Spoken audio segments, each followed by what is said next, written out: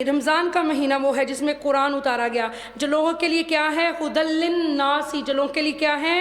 ہدایت ہے، اور جس میں رہنمائی کرنے والی اور حق و باطل میں امتیاز کرنے والی واضح نشانیاں ہیں۔ جو بندہ قرآن پڑھ لیتا ہے نا، اس کو سمجھ آ جاتی ہے حلال کیا ہے اور حرام کیا ہے۔ یعنی قرآن پڑھنے سے یہ اس آیت کا یہی ترجمہ ہے نا، کہ اللہ فرماتا ہے یہ قرآن بتاتا ہے بندے کو کہ یہ صحیح ہے اور یہ غلط ہے۔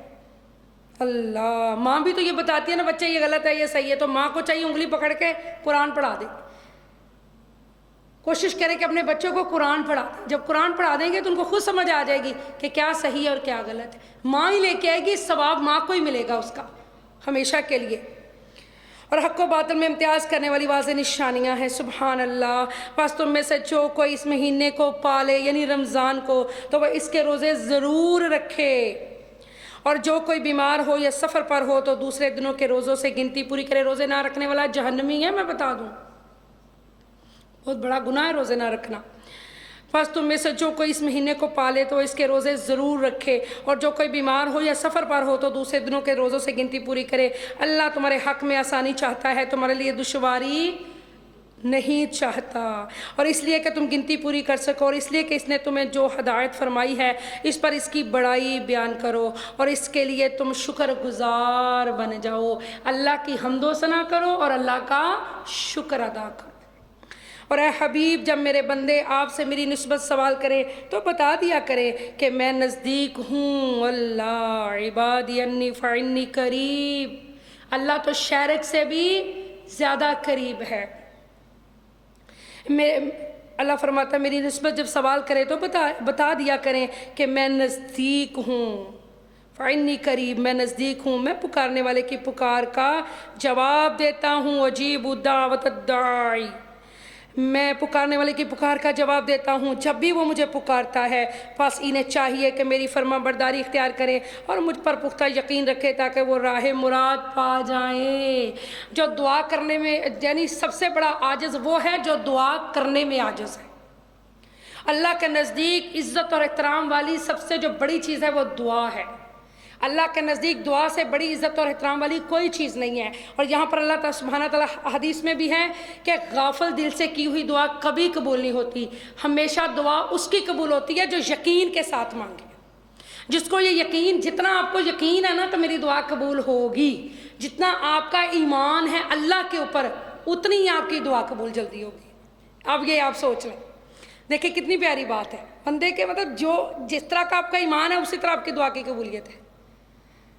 دنیا دار کی جلدی نہیں ہوگی، لیکن جس کا اللہ پہ بھروسہ ہے اس کی دعا بھی جلدی قبول ہوگی، کیونکہ اسے اللہ پہ یقین ہے، اسے پتہ ہے کہ میری دعا کو سننے والا میرا اللہ ہے، مجھے دینے والا میرا اللہ ہے۔ تو دعا کا حکم ہے، اور دعا نہ مانگنے والے پر اللہ غضبناک ہوتا ہے۔ جو بندہ دعا نہیں نہ کرتا اللہ اس پر غضبناک ہوتا ہے، اللہ ناراض ہوتا ہے کہ یہ دعا کیوں نہیں کر رہا۔ تو اس لیے اللہ تعالیٰ ہمیں دعا کرنے کی توفیق عطا فرمائے۔ چلیے جی،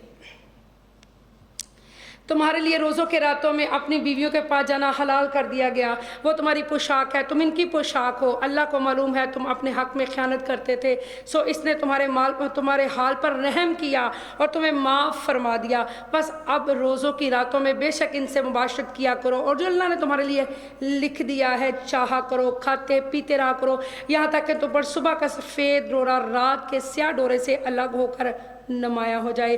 پھر روزہ رات کی آمد تک پورا کرو، اور عورتوں سے اس دوران شاباشی نہ کیا کرو جب تم مسجدوں میں اعتکاف پر بیٹھتے ہو۔ یہ اللہ کی قائم کردہ حدیں ہیں، پس ان کے توڑنے کے نزدیک نہ جایا کرو۔ اس طرح اللہ لوگوں کے لیے اپنی آیتیں کھول کر بیان فرماتا ہے تاکہ وہ پرہیزگاری اختیار کریں۔ اللہ اکبر کبیرہ۔ بات سمجھ میں آ رہی ہے بیٹا؟ کلیئر سمجھ میں آ رہی ہے؟ چلے۔ اور تم ایک دوسرے کے مال آپس میں ناحق نہ کھایا کرو، اور نہ مال کو بطور رشوت حاکموں تک پہنچایا کرو، یوں لوگوں کے مال کا کچھ حصہ تم بھی ناجائز طریقے سے کھا سکو، حالانکہ تمہارے علم میں ہو کہ یہ گناہ ہے۔ اے حبیب، لوگ آپ سے نئے چاندوں کے بارے میں دریافت کرتے ہیں، فرما دیں یہ لوگوں کے لیے اور ماہ حج کے تعین کے لیے وقت کی علامتیں ہیں، اور یہ کوئی نیکی نہیں کہ تم حالت احرام میں گھروں میں ان کی پشت کی طرف سے آؤ، بلکہ نیکی تو ایسی الٹی رسموں کی بجائے پرہیزگاری اختیار کرنا ہے، اور تم گھروں میں ان کے دروازوں سے آیا کرو اور اللہ سے ڈرتے رہا کرو تاکہ تم فلاح پا جاؤ۔ اس میں کیا ہے، یہ جو چاند باریک ہوتا ہے، پھر آہستہ آہستہ وہ ذرا بڑا ہونا شروع ہو جاتا ہے، پھر وہ پورا ہو جاتا ہے چاند، پھر وہ کٹنا شروع ہو جاتا ہے۔ تو یہ کیا ہے، یہ چاند کی تاریخیں ہیں تاکہ ہمیں پتہ چل سکے آج کون سا دن ہے، آج کون سی چاند کی، آج کون سی چاند کی۔ یہ اللہ تعالیٰ نے یہاں پہ فرمایا۔ اور پھر جو وہاں پہ لوگ رہتے تھے حرم میں، تو وہ احرام کی حالت میں جب اپنے گھر میں آنا چاہتے تھے تو ان کی ایک بیہودہ رسم تھی کہ وہ دروازے سے نہیں آتے تھے، پیچھے سے آتے تھے، بلکہ یوں سمجھو کہ اپنے گھروں میں سوراخ بھی اگر انہیں کرنے پڑتے تو وہ کر کے تو پیچھے سے آ جاتے تھے۔ تو اللہ سبحانہ تعالیٰ نے فرمایا کہ یہ بیہودہ رسمیں چھوڑ دو، تم حالت احرام میں بھی ہو، آنا ہے تو سیدھے دروازے سے آؤ، یہ رسم رواج ہے، ان کو چھوڑو۔ اللہ تعالیٰ سبحانہ تعالیٰ ان کو یہاں پر اس چیز کی تردید کر رہے ہیں۔ اور اللہ کی راہ میں ان سے جنگ کرو جو تم سے جنگ کرتے ہیں، ہاں مگر حد سے نہ بڑھو، بے شک اللہ حد سے بڑھنے والوں کو پسند نہیں فرماتا۔ یہ جی حالت احرام اور حرمت والے مہینوں کے بارے میں سوال ہوتا تھا، اور صحابہ رسول کے ذہن میں آتا تھا کہ کہیں اگر حالت احرام میں یا حرمت والے مہینوں میں وہ ہم سے لڑیں گے تو پھر کیا ہوگا۔ آگے ابھی اس کے اوپر ہم اور پڑھیں گے۔ اور دوران جنگ ان کافروں کو جہاں بھی پاؤ مار ڈالو اور انہیں وہاں سے باہر نکال دو جہاں سے انہوں نے تمہیں نکالا تھا، مسجد حرام سے نکالا تھا، مسلمانوں کو نہیں آنے دیتے تھے مشرکین مکہ۔ ایون کہ یہاں تک تھا کہ جب میرے نبی 1400 صحابہ کے ساتھ صلح حدیبیہ کا پتہ نا آپ کو، بیعت رضوان جب ہوئی تو میرے آقا علیہ الصلوۃ والسلام جب 1400 صحابہ کو لے کر آئے تو انہوں نے آپ کو نہیں عمرہ کرنے دیا تھا۔ تو اللہ سبحانہ تعالیٰ فرما رہا ہے اور دوران جنگ ان کافروں کو جہاں بھی پاؤ مار ڈالو، انہیں وہاں سے باہر نکال دو جہاں سے انہوں نے تمہیں نکالا تھا، اور فتنہ انگیزی تو قتل سے بھی زیادہ سخت جرم ہے۔ یعنی قتل کم بڑا جرم ہے، فتنہ پھیلانا زیادہ بڑا جرم ہے۔ یہ فتنے والے جو لوگ ہیں یہ زیادہ خطرناک ہے، فتنے کی وجہ سے تو ملک برباد ہو جاتے ہیں۔ نفرت پیدا کرنے والے یہ لوگ ہوتے ہیں، لوگوں کو ایک دوسرے سے دور کرنے والے یہ لوگ ہوتے ہیں۔ اور اللہ سبحانہ تعالیٰ ارشاد فرماتا ہے اور ان سے مسجد حرام خانہ کعبہ کے پاس جنگ نہ کرو جب تک وہ خود تم سے وہاں جنگ نہ کریں، پھر اگر وہ تم سے قتال کریں تو انہیں قتل کر ڈالو، ایسے کافروں کی یہی سزا ہے۔ اگر انہوں نے حرمت والے مہینے کا یا احرام کا پاس نہیں کیا، جب یہ حملہ کر دیں تو پھر تم بھی ان کے ساتھ جنگ کرو۔ اور اللہ سبحانہ تعالیٰ ارشاد فرماتا ہے پھر اگر وہ باز آ جائیں، پھر اگر آیت نمبر 192، پھر اگر وہ باز آ جائیں تو بے شک اللہ نہایت بخشنے والا مہربان ہے۔